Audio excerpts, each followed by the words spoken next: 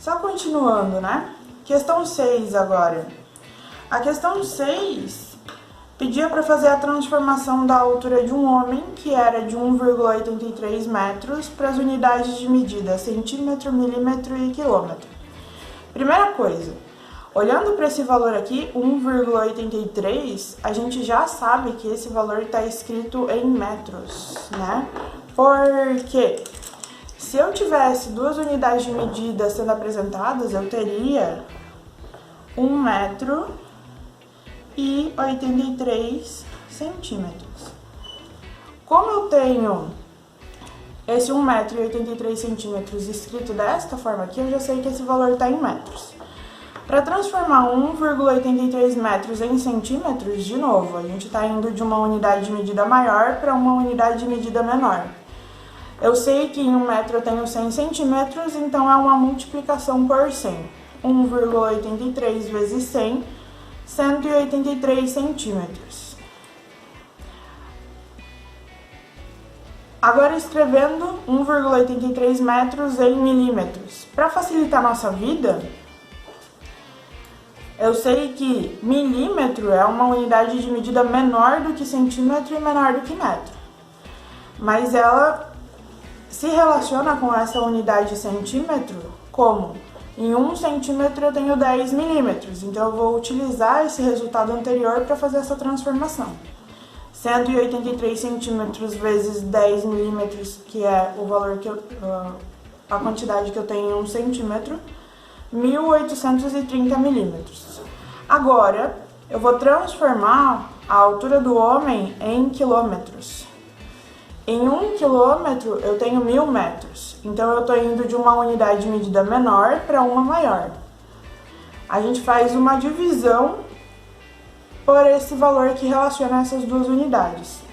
1,83 dividido por 1.000, 0,00183 quilômetros. E acabou. Questão 18. A questão 18 era uma questão que relacionava transformação de unidade, notação científica e ordem de grandeza. O que é a ordem de grandeza? Voltando lá à ideia da notação científica, né? A ordem de grandeza da medida está representada por essa potência de base 10. O que significa isso? Significa a ordem de grandeza uma estimativa dessa medida, né? Então, por exemplo, 1 vezes 10 na 6 reais. Ele está mais perto, esse valor, 1 vezes 10 na 6, de 1.000 ou de 1 milhão? Então, eu teria essa aproximação. Também tem um videozinho aí para relembrarem vocês, mas a gente vai relembrando conforme for resolvendo o exercício, tá? Então, vamos lá. A questão 18, ela estava dizendo que em deixa eu lembrar. A questão 18 falava sobre a circulação de sangue no corpo humano, né?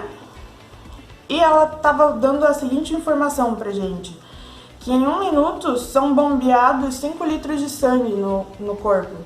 E perguntava qual era a quantidade ou o volume de sangue que eram bombeados em 24 horas. Com essas informações a gente consegue montar uma regrinha de 3 para tentar resolver o problema. Então eu sei que 5 litros de sangue são bombeados em 1 minuto. Eu quero saber qual é o valor do volume de sangue que é bombeado em 24 horas.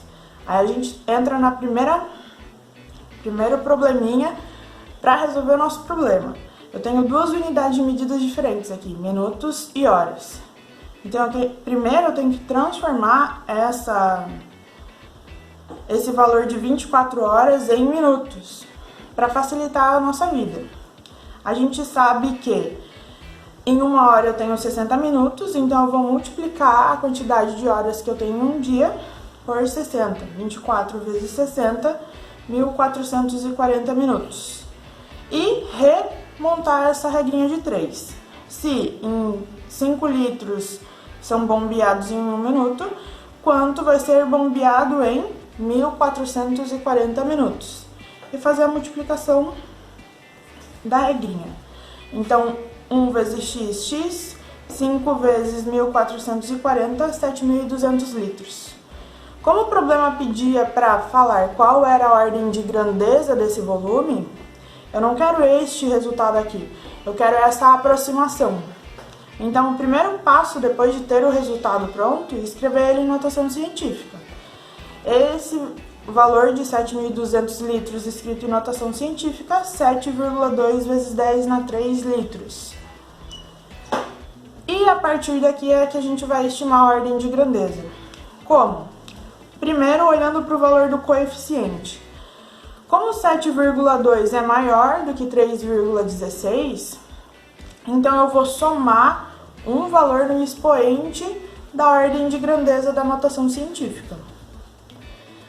Então, fazendo essa estimativa, né, seriam bombeados pelo corpo humano 10 na 4 litros de sangue em 24 horas. O que significa isso?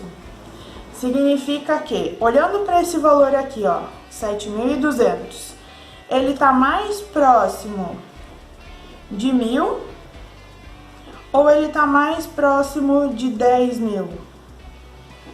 Ele está mais próximo de 10.000. E 10.000 pode ser escrito como 10 elevado na 4 litros. Isso é a ordem de grandeza, é essa aproximação. Questão 20. A questão 20 pedia também para estimar a ordem de grandeza do número de vezes que um sino batia durante um ano. Quais eram as informações que o problema estava dando para a gente, né? Que esse sino batia uma vez a cada 30 minutos. Com essa informação eu posso dizer, né, para ficar mais fácil, que em uma hora eu tenho 2 batidas. E montar a minha regrinha de 3. Eu tenho 2 batidas em uma hora e eu quero saber o número de batidas em um ano. Como hora e ano são unidades de medidas diferentes para a mesma grandeza, que é o tempo, a gente vai transformar esse valor que está em ano em hora, para ficar mais fácil de trabalhar. Ah, professora, eu não podia transformar esse ano em minuto e trabalhar com uma regrinha de 3, uma batida em 30 minutos, x igual a tantos minutos? Pode, tem várias formas diferentes de se resolver o problema. Mas eu vou trabalhar com as horas, porque eu acho mais fácil. Então, transformando o valor de anos para horas, eu faço uma multiplicação por 365, que é a quantidade de dias que eu tenho em um ano. Depois, uma multiplicação por 24, porque é a quantidade de horas que eu tenho em um dia. E eu obtenho 8.760 horas. E remonto a minha regrinha de 3 agora com as unidades de medidas iguais. Resolvendo essa regrinha, a gente chega aqui, em um ano eu tenho 17.520 batidas. Escreve isso em notação científica. 1,75 vezes 10 na 4 batidas. Classifica a ordem de grandeza. Olha primeiro para o coeficiente da medida. O coeficiente é menor do que 3,16, então a gente mantém o expoente da ordem de grandeza, 10 elevado na 4 batidas. É isso aí, pessoal. Tem um videozinho para vocês revisarem e, se precisar, a professora está à disposição para tirar dúvidas.